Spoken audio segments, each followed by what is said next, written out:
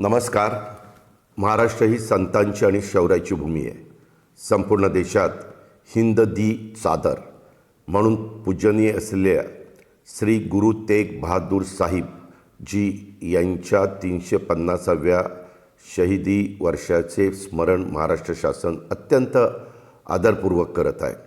राज्य शासनाचा अल्पसंख्याक विकास विभाग व राज्यस्तरीय समन्वय समितीच्या माध्यमातून श्री गुरु तेग बहादूर यांच्या बलिदानाचा इतिहास आपण जगभर पोहोचवण्याचा प्रयत्न करीत आहोत.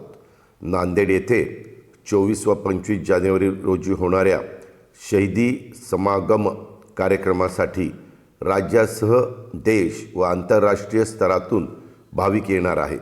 या कार्यक्रमाच्या निमित्तानं सीख, सिकलीकर, बंजारा, लबाना, मोहियाल, सिंधी, वाल्मिकी, उदासीन संप्रदाय आणि भगत नामदेव वारकरी समाज या सर्व समाजांनी एकत्र येत एकतेचा आणि समतेचा आदर्श समाजासमोर ठेवला आहे.